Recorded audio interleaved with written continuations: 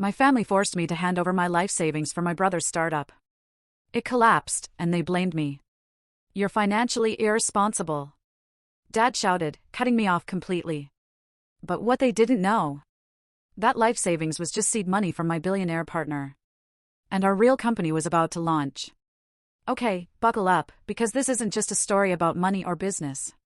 This is about what happens when the people who are supposed to lift you up consistently hold you down and then get hit with a dose of brutal, undeniable reality. Tonight, as I stared at my laptop screen, cursor hovering, I was about to make the biggest mistake of my life, and I knew it. It was 11:47 p.m., the screen blazing with a transfer amount, $50,000. My brother, Casey, needed it for his startup.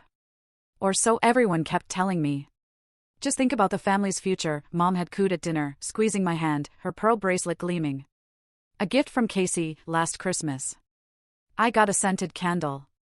Casey, of course, was at the head of the table, tablet in hand, pitching his revolutionary social media platform for pet owners. It's Instagram meets LinkedIn, but for dogs and cats, he beamed. We're calling it pornity.net. I pushed my food around. Isn't that just regular Instagram? The question hung in the air like a bad smell. Dad's voice, laced with that familiar disappointment, cut through. "Rosalind, your brother has worked hard. The least you could do is show some support." Casey flashed his winning smile, the one that got him out of everything. "It's not just photos, sis. We're talking pet playdates, breed-specific networking, automated treat delivery systems." "With what infrastructure?" I couldn't help but ask. Mom clicked her tongue. "Always so negative, sweetheart. This is exactly why you're still stuck in that tiny apartment while Casey's out there taking risks." They didn't know about Sullivan. They didn't know about our plans, about the real company we'd been quietly building for 3 years. Casey pulled up a chair next to me, dropping his voice. "Look, I've got other investors lined up. Big names. But they want to see family backing first. It's just smart business." Dad leaned in. "Your mother and I have already pledged what we can. This is your chance to be part of something bigger, Rosalind. To finally contribute." The word stung.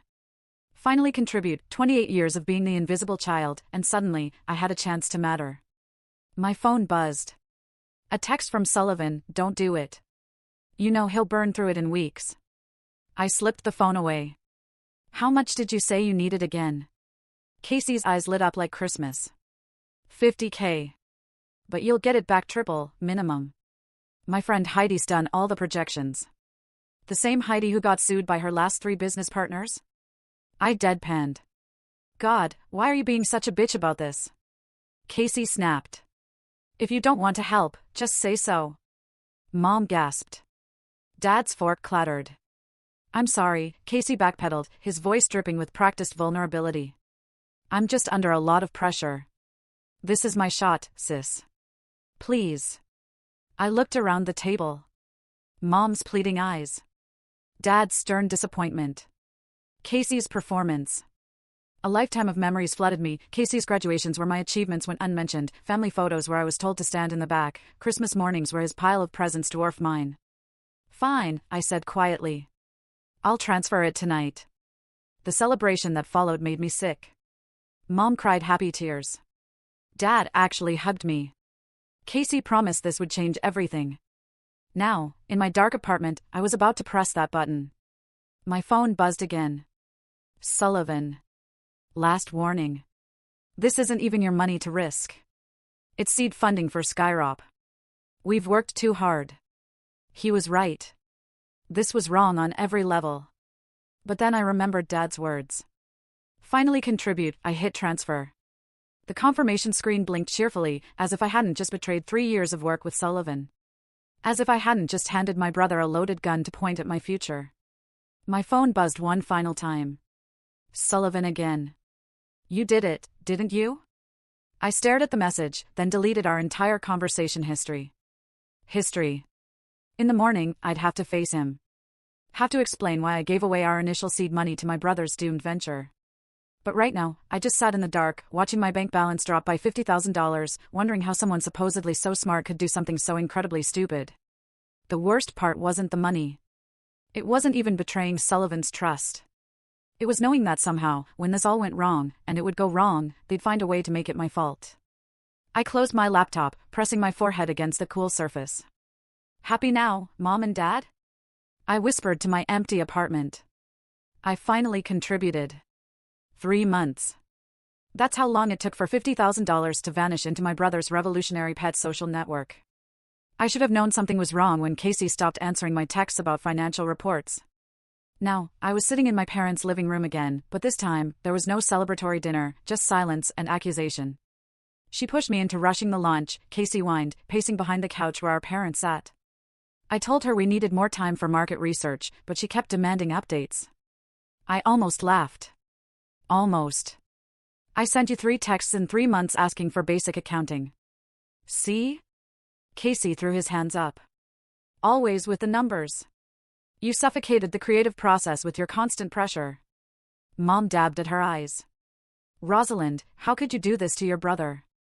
Do this to him? My voice came out steadier than I felt. He burned through $50,000 in 90 days. No product, no users, nothing. Dad stood up, towering over me like I was 10 years old again. Your brother had a vision, but you couldn't help micromanaging, could you? Always having to prove you're the smart one. Where did the money go, Casey? I asked, turning to him. Show me the expenses. Casey's face blanched. Heidi handled most of the. Heidi. I pulled out my phone. The same Heidi who posted Instagram stories from Bali last month on what was supposed to be our launch week? Business development. Casey shouted. We were meeting investors at a 5-star resort. Enough. Dad's voice boomed. This ends now. Your brother took a risk, which is more than you've ever done. He had the courage to try something big, and you sabotaged him with your constant negativity. I stood up slowly.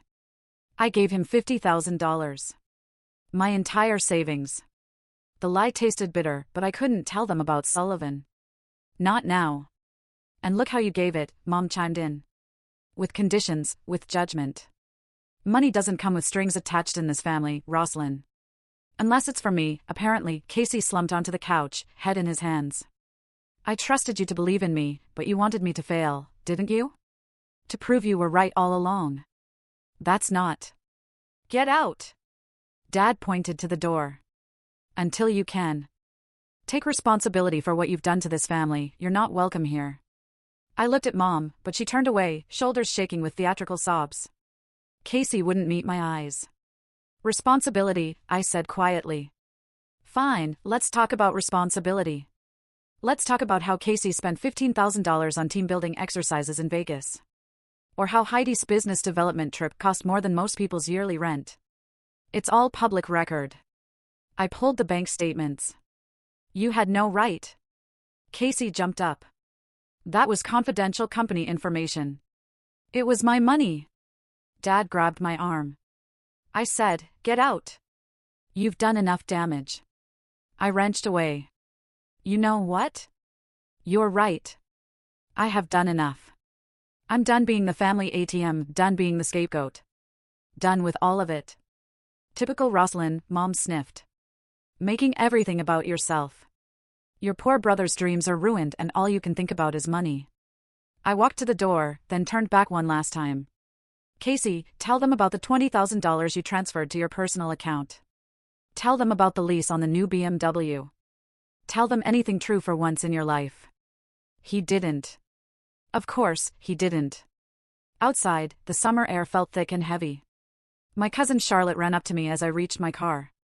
I heard everything, she said, hugging me tight. They're wrong. This isn't your fault. I hugged her back. Thanks, Charlie, but I need to go. At home, I opened my laptop. One folder sat on the desktop. Project Skyrop. Inside were 3 years of research, prototypes, and plans. Sullivan's face appeared on my screen. A video call. I heard, he said simply. Your brother's startup officially filed for bankruptcy this morning. Sullivan, he held up a hand. Save it. What's done is done. The question is, are you ready to stop playing their games and build something real? I looked at my phone, already flooded with angry messages from family members. Casey had probably told them his version of events by now. In their eyes, I was the villain of this story. Fine, if they wanted a villain, I'd give them one. I'm ready, I told Sullivan. Let's build something they can't ignore. He nodded once, then ended the call. I started typing, my fingers flying across the keyboard. They thought I was financially irresponsible? Just wait until they saw what I could do with real money and real purpose. This time, I wasn't asking for permission. I wasn't seeking approval. I was building my revenge, one line of code at a time. 5 years ago, I met Sullivan Warner at a hackathon in San Francisco. I was debugging code at 3 a.m., surrounded by empty Red Bull cans and half-eaten pizza when he stopped at my workstation. Neural interface for accessibility, he peered at my screen. Ambitious. I didn't look up. Someone has to be. He pulled up a chair. Show me. That night changed everything. Now, watching Sullivan pace our small but state-of-the-art lab, I remembered why I trusted him from the start. He doesn't just talk. He builds.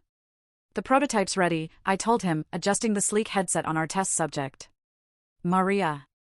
She'd been paralyzed from the neck down for 12 years. Maria, you remember the visualization exercise we practiced? She nodded, eyes bright with anticipation. Think about moving my hand, but focus on the cursor. Sullivan stood behind her wheelchair, watching the monitor. The room held its breath as Maria concentrated. Slowly, impossibly, the cursor began to move across the screen. Then, with growing confidence, she started typing, using nothing but her thoughts. Holy, our lead engineer whispered. Maria started crying. I haven't written anything in 12 years. I squeezed her shoulder. Want to try sending a text? 20 minutes later, Maria had sent messages to her kids, ordered groceries online, and changed her Facebook status, all through Skyrop's neural interface. When we finished, she grabbed my hand. You've given me my independence back, she said. How soon can others have this? Soon, Sullivan answered before I could. But first, we need backing. Rosalind, it's time to show Phoebe what we've built. Phoebe Marshall arrived exactly on time, her Tesla pulling up to our unmarked building at 2 p.m. She's a legend in venture capital, known for funding the next big thing before anyone else sees it coming. This better be worth the drive, she said, following us into the lab. I'm missing my daughter's soccer game for this. Maria, I said, would you show Miss Marshall what you can do? For the next 30 minutes, Maria demonstrated Skyrop's capabilities, shopping, emails, social media, even basic game controls. All through thought alone. Phoebe's professional detachment cracked. The interface response time is incredible. How did you solve the signal delay issue? That would be Rosalind's breakthrough, Sullivan said. She developed a new type of neural pattern recognition algorithm. The same Rosalind who's been working as your research assistant for 5 years? Phoebe raised an eyebrow at Sullivan. I'm starting to see why you've been so secretive about this project. I met her gaze. We needed time to get it right. No shortcuts. Unlike your brother's venture, she said casually. Poor net, was it? Quite the spectacular failure. My stomach tightened. You know about that? I make it my business to know everything about potential investments, including family drama. She turned to Sullivan. Smart, keeping her real work hidden. Family money can be complicated. Are you interested in the technology or not? I asked sharply. Phoebe smiled. $20 million for 12%. Sullivan shook his head. That values us at less than $200 million. After what you've seen? $30 million, 15%. Final offer. She pulled out her phone. I can wire the first $10 million tonight. I looked at Maria, still happily browsing the internet with her thoughts. Make it $40 million, same equity, but we need guarantees about keeping the technology accessible to people who need it most. Done. Phoebe extended her hand. Welcome to the big leagues, Rosalind.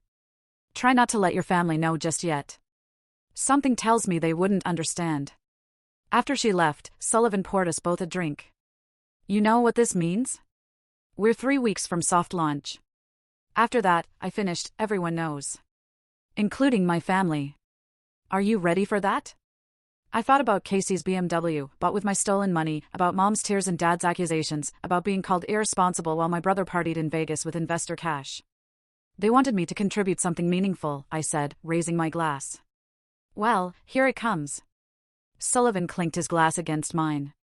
Maria called out from her workstation. Hey, can I tweet about this yet? Not yet, I told her, smiling. But soon. Very soon. My phone buzzed. A message from Charlotte. Family dinner tonight. They're all talking about how you betrayed Casey. Wish they knew the truth. I typed back. They will. Just not today.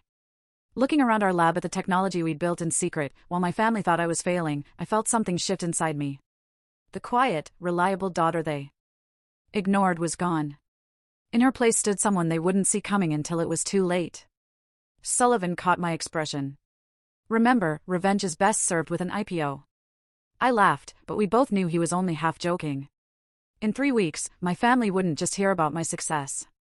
They'd choke on it. The email from my mother arrived at 3 a.m. Subject line, family reputation. I shouldn't have read it, but I did. Your brother's bankruptcy has become public knowledge. The country club is buzzing with gossip. How could you let this happen to our family? Your father can barely show his face at work. If you had just been more supportive, given Casey the time he needed. I closed the laptop harder than necessary. My phone lit up. Charlotte, sending screenshots from our family's group chat. The one I'd been removed from. Casey, starting fresh. Sometimes you have to fall to rise stronger. #resilience, #entrepreneur life. Mom, so proud of my brave boy. Dad, that's my son, always getting back up. Attached was a photo of Casey at some rooftop bar, champagne in hand, tagged at the Ritz-Carlton. Below it, comments from family friends, sorry about your sister's sabotage, and some people just don't understand business. Charlotte's message followed, this is insane. You gave him $50K and he's partying at the Ritz. I started typing a response but stopped when another notification popped up. A memory from Facebook. 8 years ago, my college graduation. I'm in the background of a family photo, barely visible behind Casey, who's throwing up peace signs despite having dropped out 2 years earlier. Your brother's finding himself, Mom had said when he quit school. That takes courage. When I made Dean's List, don't get too proud, sweetheart. Nobody likes a show-off. My phone rang. It was Sullivan. Stop reading whatever you're reading, he said without preamble.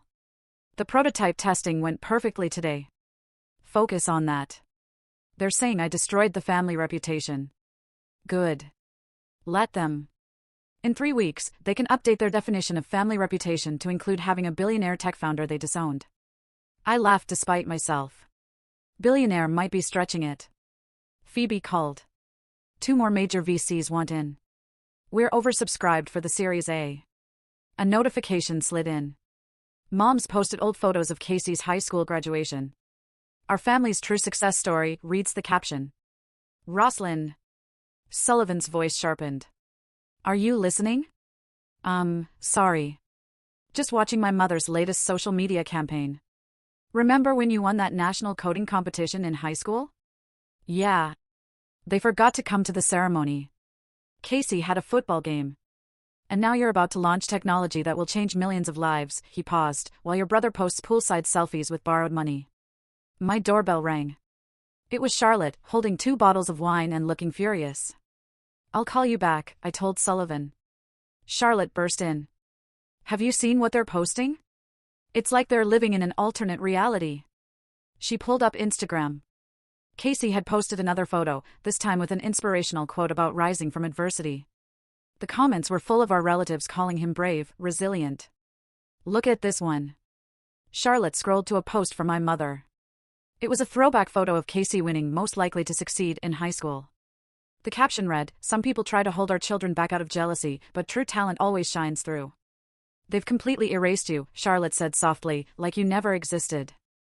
I took a long drink of wine. Remember my 10th birthday, when Casey crashed my party with his football team and Mom turned it into a celebration instead, because he'd made second string? Charlotte poured more wine. God, they were always like this, weren't they? We just couldn't see it clearly back then. My phone buzzed with a text from an unknown number. It was Heidi, Casey's ex-business partner. Your brother's telling everyone you forced him to rush the launch. Just for your information. Also, he still owes me $30K. I blocked the number. Charlotte grabbed my laptop. We should say something. Post the bank statements. Show everyone what really happened. No. I took the laptop back. Let them post their photos. Let them rewrite history. But that's why you're so calm about all this. Let's just say Casey isn't the only one who knows how to rise from adversity. Later, after Charlotte left, I opened my work laptop. The Skyrop interface glowed back at me. Our latest test results showed unprecedented success rates. Tomorrow, we started trials at 3 major hospitals. My phone lit up one last time. Dad had posted now. An old photo of him teaching Casey to ride a bike. A father's greatest joy is watching his child succeed. No matter how many times they fall, you never lose faith. I closed all my social media apps and opened my project files instead. They wanted to talk about success, about rising from adversity, about faith and family legacy? Fine. In 3 weeks, I'd give them something to post about. The Skyrop interface glowed on my desk, ready for tomorrow's final trial. Soon, everyone would know what I'd built while they were busy erasing me. Soon, they'd understand what real success looked like. But first, I had coffee with a journalist who was about to help me change the narrative forever. Santiago ordered a black coffee and got straight to the point. You're the founder of Skyrop, aren't you? What makes you say that? I stirred my latte, keeping my expression neutral. He pulled out his laptop. Because I did some digging. 3 years of stealth development, revolutionary neural interface technology, and at the center of it all, a mysterious team that nobody can identify. He looked up. Except I found your thesis from grad school. The underlying theory for Skyrop's core technology.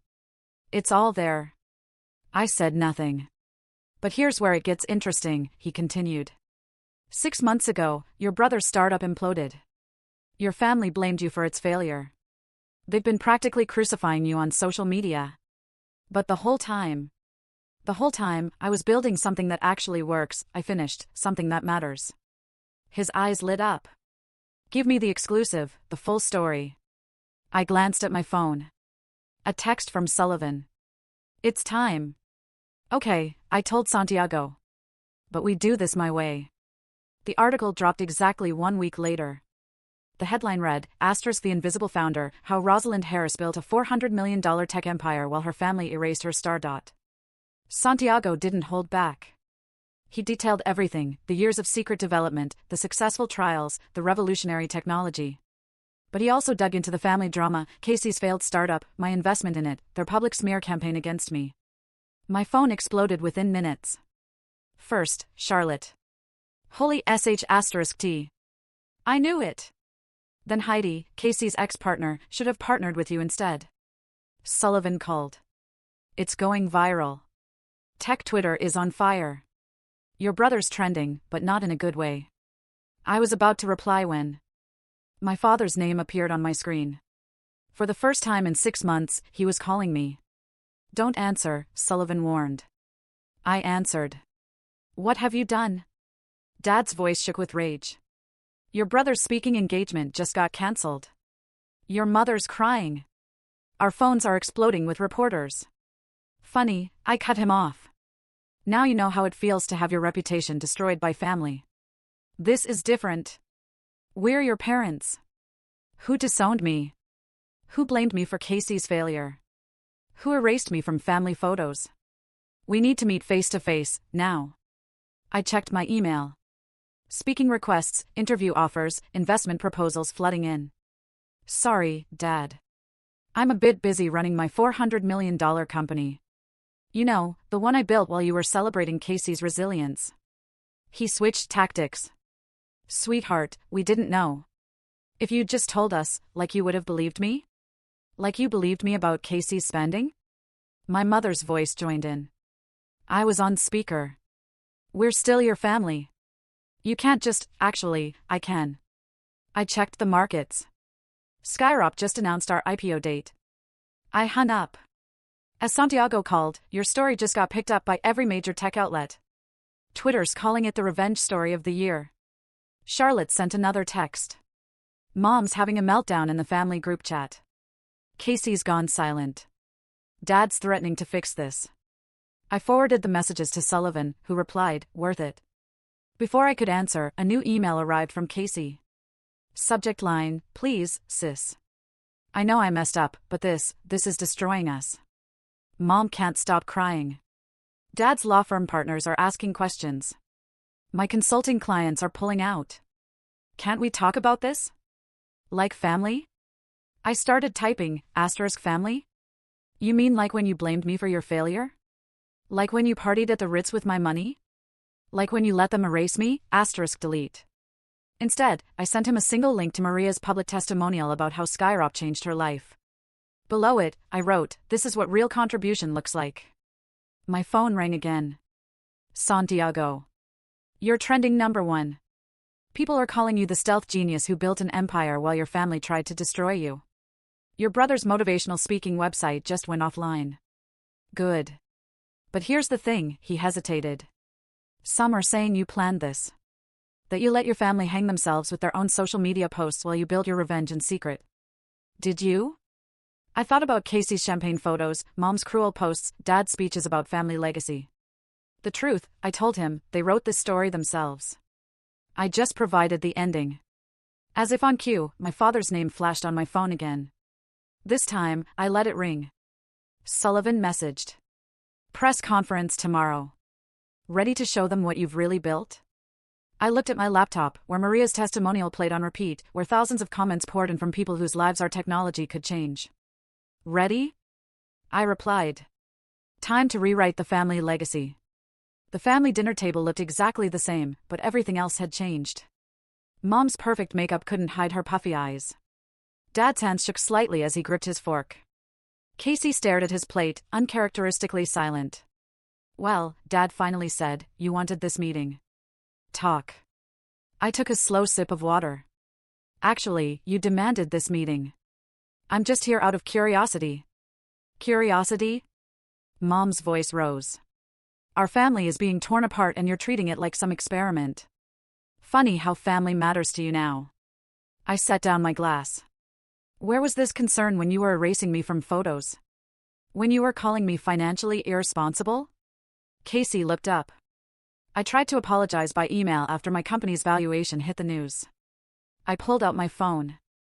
Want to see the exact message, right after your speaking engagement got cancelled?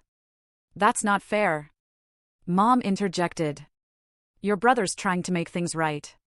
Like he tried to make things right with the $50,000 he stole? Borrowed. Casey corrected. For Vegas trips? For a BMW? For Heidi's luxury vacation?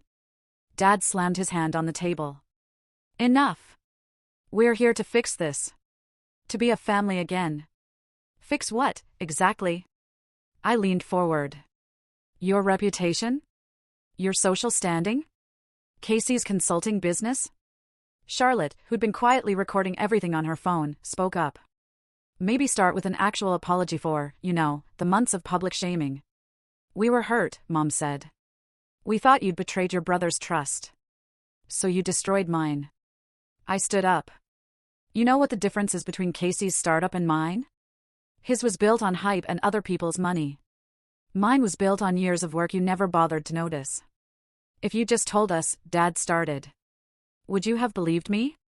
Or would you have told Casey immediately? Let him try to take credit somehow. Casey flinched. That's not, remember my coding competition in high school? The one you skipped for his football game? I won first place nationally.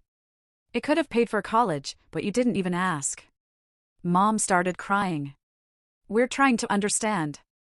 No, you're trying to control the narrative again, but this time, it's not working, is it? Dad switched tactics. What do you want? Money? Recognition? We can have a proper family celebration for your success. I laughed. Now you want to celebrate, after Santiago's article forced you to acknowledge me? The article was a hit piece. Casey burst out. You humiliated us. The article was the truth, every word, including the bank statements showing where my money went. Charlotte's phone caught everything, Mom's mascara running, Dad's blanching face, Casey's desperate attempts to backpedal. What do you want from us? Mom whispered. Nothing. I picked up my bag. That's the beauty of it. I don't need your approval anymore. I don't need your recognition. I built something that's helping people while you were busy protecting Casey's ego. Please, Dad stood. We can fix this. As a family, we'll make a public statement. Show our support. Too late. The IPO announcement goes live tomorrow. Skyrop will be valued at over $1 billion, and not one of you can claim any part of that success. Casey made one last attempt. Sis, please. My reputation is exactly what you earned. I headed for the door, just like mine. Charlotte followed me out, still recording. That was intense. Send me the video. Why? Planning more revenge? I smiled. No, that was the last piece I needed. For what? For showing the world exactly who they are. One last time. My phone buzzed. Sullivan. You're trending again. Someone leaked footage of your brother partying in Vegas with your investment money. I looked at Charlotte, who grinned. Oops. The next morning, every tech blog carried the story. The video of last night's dinner went viral. My parents' attempts at manipulation. Casey's fake remorse. All of it exposed. Santiago called. Your family's trying to do damage control. Your brother just posted a lengthy apology on LinkedIn. Too little, too late. Way too late. Your story is being called the tech revenge saga of the decade. I hung up as another call came in. Dad, again, this time his voice was different. Broken. The partners are asking me to take early retirement, he said. Your mother's garden club uninvited her. Casey's lost every client. Karma's interesting, isn't it? We're your family, he tried one last time. No, I replied. You're the people who taught me exactly what not to be. I ended the call and opened my laptop to finish my IPO announcement speech.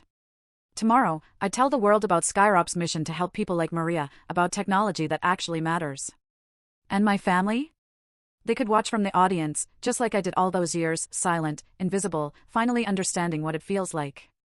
The view from my office showed the city skyline dominated by Skyrop's new headquarters. Below, a crowd gathered for the building's opening ceremony. Somewhere in that crowd, my family watched, uninvited, but unable to stay away. Ready? Sullivan asked from the doorway. I adjusted my blazer. Almost.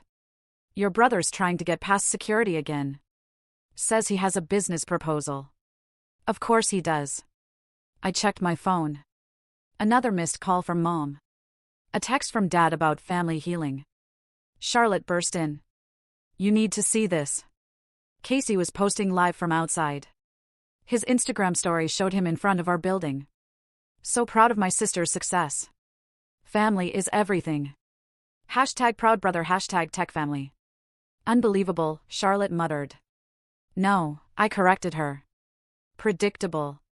Maria wheeled into my office, using Skyrop's latest interface to navigate her chair. The auditorium's full. Every major tech publication is here. I took one last look at my phone.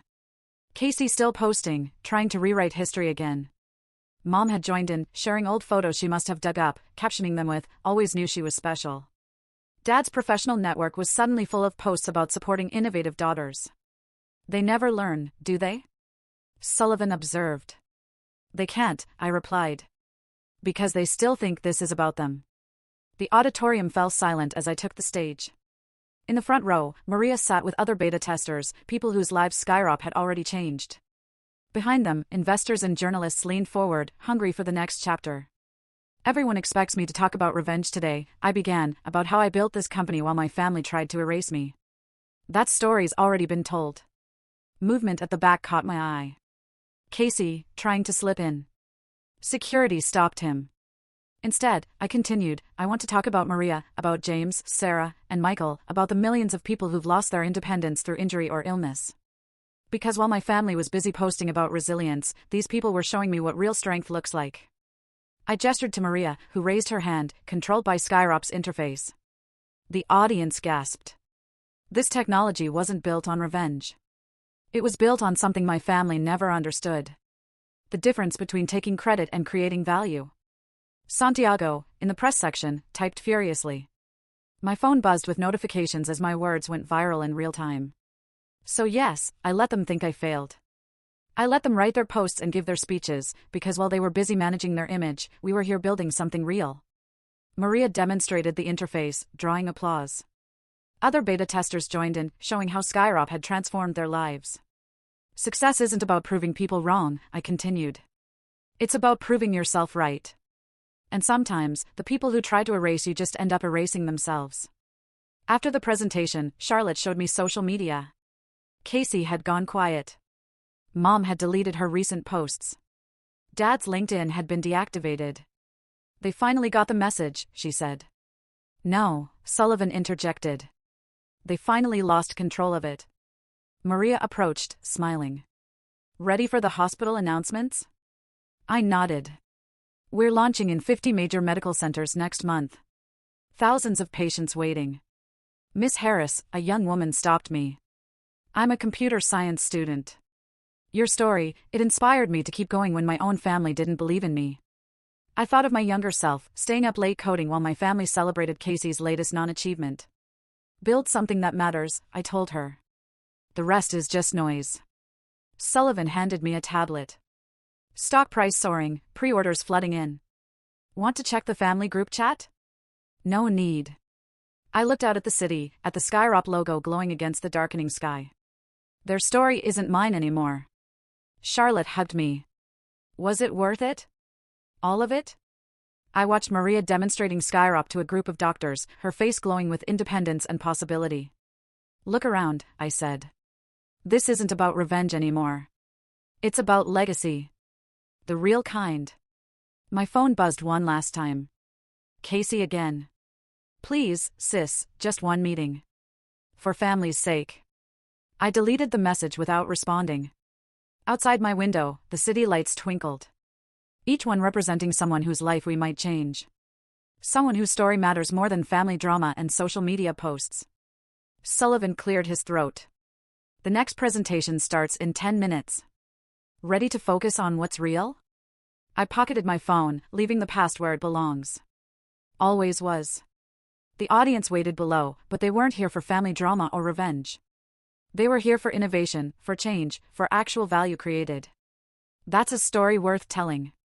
That's a legacy worth building. And this time, no one can erase it.